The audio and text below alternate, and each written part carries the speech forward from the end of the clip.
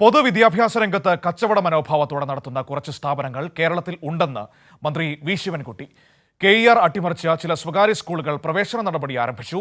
1-ാം ക്ലാസ്സിൽ പ്രവേശനത്തിന് കുട്ടികൾക്ക് എൻട്രൻസ് പരീക്ഷ നടത്തുന്നു. ഇത് അംഗീകരിക്കില്ലെന്ന് മന്ത്രി വ്യക്തമാക്കി. പണം വാങ്ങുന്ന സ്കൂൾ PTA പ്രവർത്തിക്കേണ്ടതില്ലെന്നും മന്ത്രി വ്യക്തമാക്കി.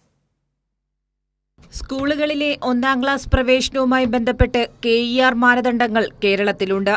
എന്നാൽ അതിനെ ലംഘിച്ചാണ് ചില സ്കൂളുകളിൽ 1-ാം ക്ലാസ്സിലേക്കുള്ള പ്രവേശനം ഇതിനകം ആരംഭിച്ചു കഴിഞ്ഞതെന്ന് മന്ത്രി വി ശിവൻകുട്ടി വിമർശിച്ചു. 1-ാം ക്ലാസ്സിന് അഡ്മിഷൻ ആരംഭിച്ചത് മാത്രമല്ല, കുട്ടിക്ക് എൻട്രൻസ് പരീക്ഷയും കൂടിയുണ്ട്. അത് കേരളത്തിൽ അംഗീകരിച്ചു കൊടുക്കാൻ കഴിയുന്ന കാര്യമല്ല. ബാലപീഡനമാണ് നടക്കുന്നത്. അത് കഴിഞ്ഞിട്ട് രക്ഷകർത്താവിന് ഒരു ഇന്റർവ്യൂ ഉണ്ട്.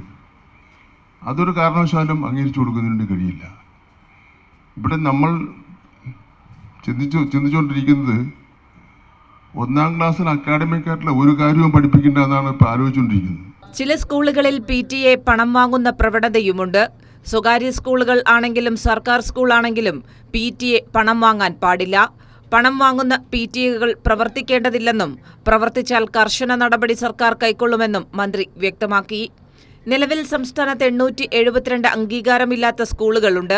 ഒരു കെട്ടിടത്തിൽ ഒരു അനുമതിയും വാങ്ങാതെയാണ് പ്രവർത്തനം. അവർ തന്നെ സിലബസ് നിശ്ചയിച്ച് അവർ തന്നെ പരീക്ഷ നടത്തുന്നു. അത് കേരളത്തിൽ നടപ്പാക്കാൻ സാധിക്കില്ലെന്നും മന്ത്രി പറഞ്ഞു. സബ്ജക്ട് മിനിമം ഏർപ്പെടുത്തുന്നു എന്ന് കരുതി ഒരു കുട്ടിയെയും തോൽപ്പിക്കാൻ സർക്കാർ തീരുമാനിച്ചിട്ടില്ല. ഒരു വിവാദവുമില്ലാതെയാണ് 10 വർഷത്തിനു ശേഷം പാഠപുസ്തകം പരിഷ്കരിച്ചതെന്നും മന്ത്രി കൂട്ടിച്ചേർത്തു. കൈരളി ന്യൂസ്, തിരുവനന്തപുരം.